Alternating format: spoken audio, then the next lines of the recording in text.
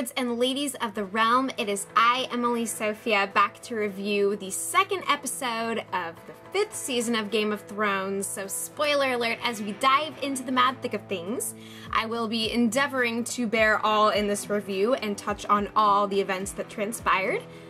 So be forewarned about that. And also, just so you guys know, I will not be doing another Gotham review until after the season 1 finale. I will do a review that encompasses the last 4 episodes of the season and generally discuss the overall first season of that show. And then, yeah, of course, in the comments, let me know about other shows that you'd be interested in me reviewing on this channel in the future. But of course, we are here to talk about Game of Thrones today. So I'm gonna do that. And I took notes because I'm a good person and I am endeavoring to remember everything that happened, because what we've seen with the past couple of episodes, or shall I say the first 2 episodes of this season, is a lot of things are continuing to get set up. And I really appreciate that we are having this build and rise to the action that is inevitably going to be immense. There are lots of tensions and exciting things brewing, so I will go ahead and just get through my notes here and, yeah, fill it in with all my thoughts and reactions along the way. So, first and foremost, we are back with our beloved Lady Arya, who has successfully traveled to Braavos. Whoa, I just scratched myself and I'm bleeding. Well, how about that? At any rate, you know, such is life. Arya arrives at Braavos, and also bravo to the showrunners and the technical wizards that made that entry scene into Braavos so visually breathtaking. I mean, they do a fantastic job of working with these incredible international locations and all the sets that they create and in locations where they situate this the story and all its mythos, and then the way that they build onto that with the visuals, it's been really great. They've done a fantastic job. And it's been getting better and better every season, it feels like. I imagine probably as their budget is expanding, but hey, that was really cool with the statue and just coming in, and this place has such a beautiful Venetian charm to it, such life and vitality, and we see the hopeful expression on Arya's face as she enters this place, knowing that this is where her future begins, and hey, past is in the past. So she takes her coin and she shimmies on over to the House of Black and White, and, you know, had to go forth hoping that one of those doors would open, and it indeed did, but apparently there was nobody there by the name of Jaqen Hagar? Is that the Faceless Man? The Faceless Man, who she encountered in seasons past, and who taught her of his mysterious ways and offered to her his services. So she's a little bit more or less bummed out and goes back to her hit list, reciting that all night long, and then finally deciding, screw this, tosses the coin to sea, and she's gonna go, you know, chop off some quail heads and make herself a delicious meal. But she can't even seem to do that before some ruffians attempt to break it down with her in the alleyway.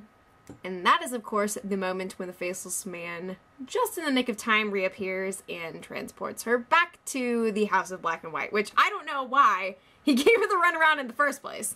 Maybe it's just to make sure that she's serious about sticking around town, or, you know, just, I don't know why he messed with her in that way. But at least all's well that ends well, or, well, this is just beginning for Arya. I certainly hope the absolute best for her. We have gotten some pretty incredible training montages with Arya in the past, and so I am excited / scared as to what this house holds. I'm kind of having flashbacks to the place where Dany went in one of the earlier seasons, where, like, the place where she went to go find her dragons. I am forgetting the name of that location. You guys can tell me down in the comments and yell at me for my ignorance and inability to remember. But it's giving me flashbacks to that place, if you guys know what I'm talking about, when her dragons were captured and she had to go through all the weirdness and she was reunited with her dead husband, and yeah, that's kind of what it makes me think of.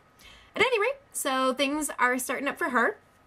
Speaking of other Starks in the world, Brienne is ever after after the Stark women and still trying to make good on her vow to the late, oh my gosh, Catelyn Stark. I'm sorry, my boss at work's name is Catherine, and then I just got a new boss named Catherine, and so my mind is a little bit awash in the K and C Catelyn names, but I am truly impressed by her tenacity. There is nothing that you can do to get in this woman's way. She has committed her life to this course, and she probably didn't anticipate that it was going to look like this, but oh man, that woman has got a sense of honor and loyalty like nobody's freaking business, and I respect the freaking crap out of her for that.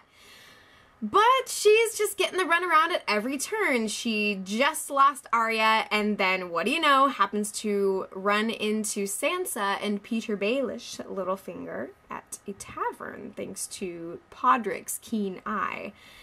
And so she endeavors to make herself known and to present her services of protection to Sansa. But of course Sansa is wary at best of outsiders, which is something that Brienne recognizes after she rustles Peter's feathers a little bit. And he so rudely calls to attention her what would appear to be failures in positions past. And it's like, yeah, she's had a really tough batch of luck in the past year or two. I mean, but she is a fantastic warrior. She defeated the Hound, for one thing, which is not so easily accomplished. She is just, I mean, like, we as the audience have been going on this journey with her, and I admire the freaking crap out of her at every single angle. And so when yet another person is sitting there pointing at, like, oh, you did this, I was like, who cares?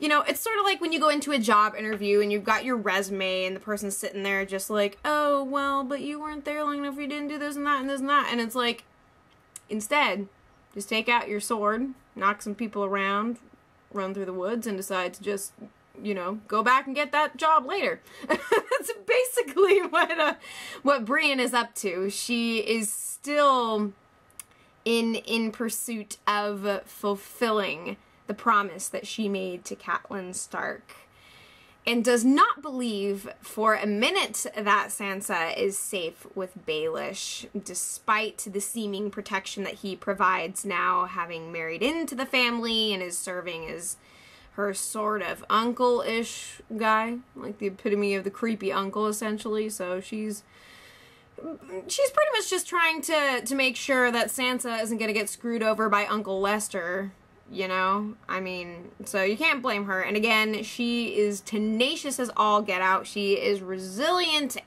like no other.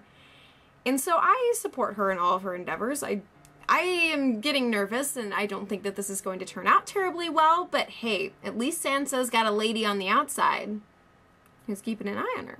So I think that's pretty dang important in the grand scheme of things. And we certainly, I mean, maybe some of you who have read the books know, but we don't really fully know what Peter has up his sleeve as of yet. But just in general, the things he's done so far, and his general demeanor and just kind of snakishness, like, you know, it really could be anything. And ultimately, of course, he is climbing the ladder of chaos, and I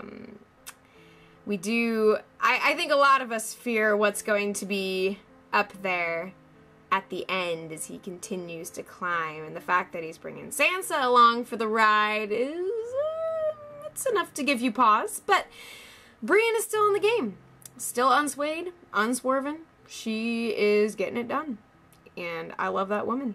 More power to you. And then as far as another woman in the world of Westeros goes, Cersei continues to attempt to assert her power at King's Landing, and is definitely not appreciated by the current members of the small council, as she is trying to posture different people that will benefit her interests. She claims to be serving on the behalf of her son, who is at this point due to be the king, but there's some people that aren't buying that. And I know that I've been told this by my brother, who has read the books, that this is the point in the story where Circe begins to make some very stupid choices, like laughably, ridiculously so, at least from his perspective. I don't know what that means yet, but I'm staying very much wary and wary of the way that people are responding to her.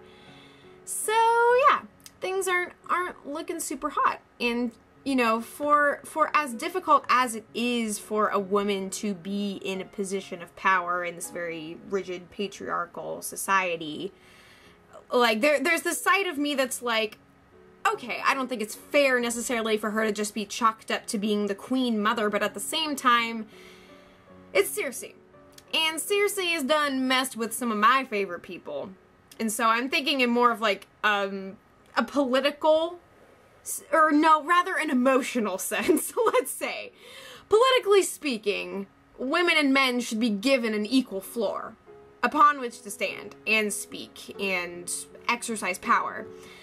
But in this case, Circe is so desperately scrambling, especially in light of the loss of her father, and is, you know, I think this is the beginning of a bunch of decisions she is going to make that aren't going to turn out so well. And, you know, I think that she's basically kind of, the general trajectory of what's happening with her is a self-fulfilling prophecy. If we think about the premiere episode where she is learning of some other figure who will come and take her place and take from her everything that she loves, you know, I feel like she's going to end up kind of contributing to that in ways, and arguably already has. But so that is Circe day drinking Lannister. Just a little update from her. So then let's head over to Castle Black, where Jon Snow is being offered all kinds of power. He is definitely at a very fascinating, very pivotal position where he is seen as a liaison to the wildlings, although he tells Stannis Baratheon that they will not kneel to anyone beyond one of their own, who will rise up and take the power that Mance no longer has, being that he is dead. So he has some level of, I wouldn't really say that he possesses power with the wildlings, but he has the ability to communicate with them and has been alongside them more so than anybody else in the Night's Watch at this point. And then as Stannis is continuing to prepare to take the North, he insists that he can give Jon his name, that he can make him Jon Stark. But from what I understand, and maybe I perceive this incorrectly, but he would have to leave the Night's Watch in order to take that position on, being the Lord of Winterfell, correct? That's generally what I gathered, and so now that he has been elected as Lord Commander, again, I think that's the position, can't quite recall, so don't murder me for that if I'm wrong. But, yeah, so that was certainly an unforeseen twist on his part, because the two other opponents that were running against him for this position have a hell of a lot of credentials. They have been in the game for a really long time, and even though Alistair Thorne has kind of been a thorn in everybody's sides, har har har, easy pun, I took it. Anyway, like, it's very surprising that Jon gets this position, but the speech that Sam cooks up right there in that moment, sticking up for his friend and representing the things that Jon has done for them, kudos to that guy. I mean, what a pal. What a bro. I just, so much respect, so much love. So Jon wins. He is going places in life. Alistair Thorne is certainly not going to dig that, and I imagine is going to retaliate in a very unsavory way, but this is going to make what transpires with the battle for the North quite interesting. So I really enjoy what's been happening with John so far, and I'm very excited that he is being given these opportunities to succeed in life. John Stark, you guys, I want it. I want it. Anyway, it's just like, I had this moment just picturing the name in my mind and just whoop. Like, I mean, because he is the last remaining Stark man of the clan. So it's kind of a big deal. So we'll see just where things go with him now that he has acquired this new position. In the meantime, we also got to see Stannis' daughter, Shireen, teaching Gilly how to read. And of course, Stannis' wife, Shireen's mother, comes in and tells her, you shouldn't be dealing with this woman, you know, like blah, blah, blah. Stupid, stupid. Whatever, but it's cool to get to see Shireen and Gilly connect in this environment, and cool to see all these characters from different parts of the world and continents getting to come together. Is very neat and fascinating to see. So, we also get to see Jaime embarking on his mission to Dorne in order to bring back Cersei's daughter Myrcella to quote-unquote safety from those who would seek vengeance for the death of Oberyn Martell and his sister.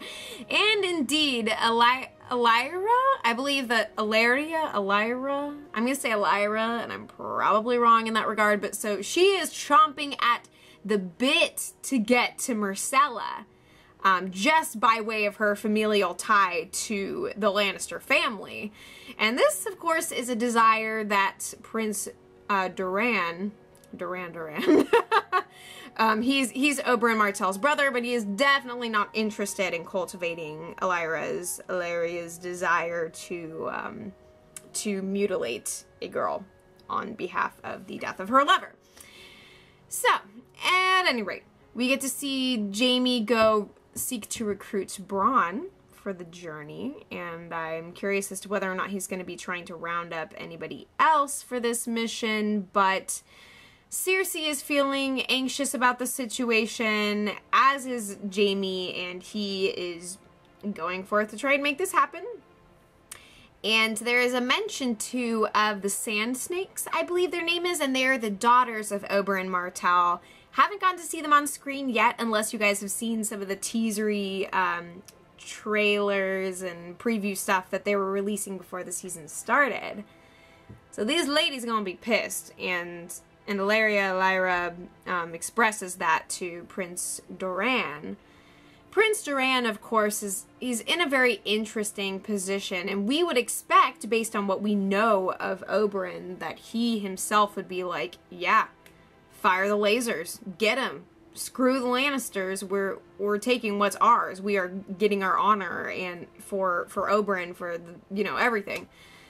But he is taking a more, he's attempting to exercise a more diplomatic approach, not passive per se, but I mean, the guy certainly looks troubled from what I can tell, and what he is doing or not doing at this point is not good enough for Ellyra. Ellyra. I think I'm struggling with the pronunciation because I think of malaria, and I'm just like, malaria, Ellyra? I'm sorry, I haven't heard her name spoken enough to have it cemented in my brain, but yeah, so it was really cool to get to visit Dorne for the first time as well. The universe is expanding in a big way. We get to see that geographically and with a lot of stunning, gorgeous visuals, so I definitely appreciate the introductions that we get to these new and foreign lands, and I kind of want to look up a map just to see all of the filming locations for this season alone. I'm sure that it's going to only grow from here. But yeah, just super, super cool. And the Operation Avenge Oberyn is in motion, as the Lannisters are at the same time trying to acquire Myrcella, but that is going to be complicated as she is betrothed to one of the sons in Dorne. So complications of life. We'll see how all that plays out. But then we get to touch very briefly on Varys and Tyrion, who are having a discussion about the box that society has endeavored to put them in, while they're actually literally in a box on their way to Meereen. They break down how generally society has treated them very unkindly, and while Tyrion still doubts their ability to recruit a leader and has taken on a bit of an affinity for the word shit and rather dislikes a lot of things going on around him, with that in mind, Varys, on the other hand, is unswayed in his vision of the fact that they are qualified to do what they are doing and to bring about this new world order. So, good to see that they are at least in motion, even if they are trapped a wee bit. It's not going to be that way forever, Tyrion, so hang tight, buddy. Don't drink yourself too much, because you're already going to be dealing with the motion sickness of your travels, so take it easy, brother. Take it easy. Go through Varys' recovery program, as he's been attempting to walk you through. And the two are just peas of a freaking pod. It's great to see their minds coming together. And while Tyrion is still a bit awash in the aftermath of the lives that he took in King's Landing, the guy's got a future. He has got himself a future. I tell you what, you remember that, sir. Because, you're gonna do big things. Big things, little dude. At any rate, this brings us to the final major part of the episode, which was the apprehension, or the, yeah. So they got the son of the Harpy. And despite Dany's attempt to give the murderer a fair trial, and in so doing not be like her notoriously shitty father, the lead representative of the freed people ends up killing him, which just throws everything into disarray. And he tries to say, you know, like, you came in, you gave us freedom, you are the law, and whatever you say goes, but she sees at the same time that there is a distinct difference between being a conqueror and being a leader, and she has moved past the conquering phase and is trying to learn how to best serve the people and to create an order such that they know what is expected of them, and that if they take life unjustly, they will be punished. And so while the whole affair meets the people of Meereen as an enormous injustice, and Dany has to sit there and endure the screams, and then after his head is lobbed off, the hissing.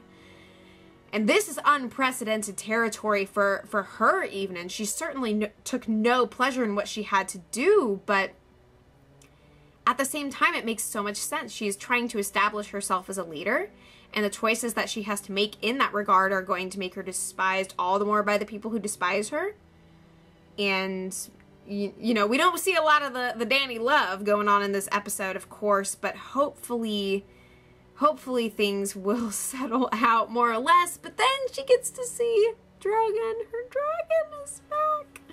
That was a really, really cool scene. And gives me hope for the future of her other dragon babies that are currently on lockdown. But just such a powerful scene, and just getting to see, you know, just freaking Emilia Clarke in all of her gorgeous, just emotive everything, reaching up to her child, like, it was a big moment for me. Big times. Like that, and the potential Jon Stark moments were really big things in my life. And of course, Arya getting to see the Faceless Man and the you know, just lots of interesting things were at work in this episode, and I'm super pleased with where things are going. Very excited and scared, and I feel like that's pretty much how it should be. At any given time, my emotional spectrum, I'm just bouncing back and forth all the livelong days. So thank you guys so much for watching my review. If there's anything else that I forgot to mention in specific, please do address it in the comments. I'd be more than happy to read them, and you all can chat amongst yourselves, use your spoiler warnings wherever applicable. I love you guys. I will be back next week with more Game of Thrones, and I'm also hoping to get through the latest episode of Telltale Games Game of Thrones game episode. I did a previous review of one of those episodes, so all the Game of Thrones I'm attempting to consume, but yeah, the games are beginning, so yeah. Let's get pumped, get excited, get the discussions rolling, and as always, I will be back before you know it.